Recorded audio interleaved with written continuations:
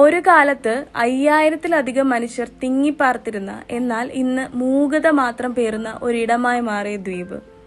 ലോകത്തിലെ ഏറ്റവും കൂടുതൽ ജനസാന്ദ്രതയുണ്ടായിരുന്ന ഇവിടം ഇന്ന് പ്രേതഭൂമി പോലെ തീർത്തും വിജനമാണ്. തകർക്കപ്പെട്ട യുദ്ധക്കപ്പലിനെ പോലെ ഉപേക്ഷിക്കപ്പെട്ട ഹാഷിമ ദ്വീപ്. തെക്കൻ ജപ്പാനിൽ നാഗസാക്കി നഗരത്തിൽ നിന്നും ഏകദേശം 15 കിലോമീറ്റർ അകലെയാണ് ഹാഷിമ ദ്വീപ് സ്ഥിതി ചെയ്യുന്നത്. കാഴ്ചയിൽ ഒരു യുദ്ധക്കപ്പൽ പോലെ തോന്നിക്കുന്നതിനാൽ ബാറ്റിൽഷിപ്പ് ഐലൻഡ് എന്നും ഈ ദ്വീപ് അറിയപ്പെടുന്നു. 16 ഏക്കറിലായി വ്യാപിച്ചു കിടക്കുന്ന ദ്വീപിന്റെ ആകെയുള്ള വീതി 160 മീറ്ററും നീളം 480 മീറ്ററുമാണ്. ജപ്പാന്റെ വ്യാവസായികവൽക്കരണത്തിന്റെ നാഴികക്കൽ എന്നായിരുന്നു ഒരു കാലത്ത് ഹാഷിമ ദ്വീപിനെ വിശേഷിപ്പിച്ചിരുന്നത്. 1800കളുടെ തുടക്കം വരെ ദ്വീപിൽ ജനവാസമില്ലായിരുന്നു. എന്നാൽ 1810-ൽ ദ്വീപിന്റെ തലവരയെ തന്നെ മാറ്റിമറിച്ചൊരു കണ്ടുപിടുത്തം നടന്നു. ദ്വീപിൽ കൽക്കരിയുടെ സാന്നിധ്യം കണ്ടെത്തുന്നു.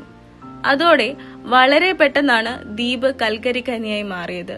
1887 മുതൽ തൊഴിലാളികൾ ദ്വീപിലേക്ക് താമസം മാറുന്നു.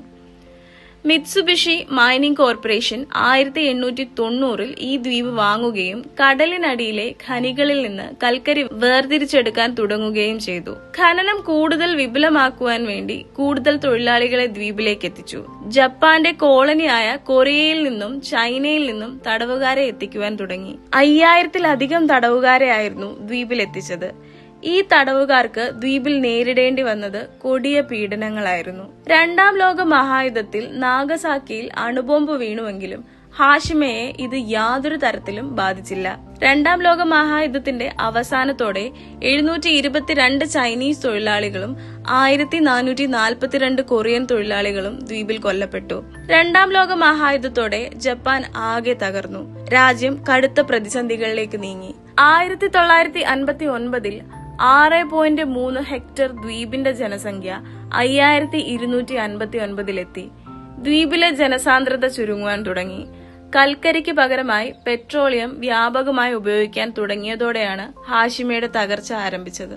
ഖനനത്തിന്റെ ചിലവ് വർദ്ധിക്കുവാൻ തുടങ്ങി. എന്നാൽ പെട്രോളിയം ഉൽപ്പന്നങ്ങളുടെ ഉപയോഗം വർദ്ധിക്കുവാനും തുടങ്ങി. അതോടെ ഹാഷിമയുടെ അസ്തിത്വം അർത്ഥശൂന്യമായി. ഖനി പൂട്ടി. തൊഴിലാളികൾ പതിയെ ദ്വീപ് വിട്ടു പോകുവാൻ തുടങ്ങി.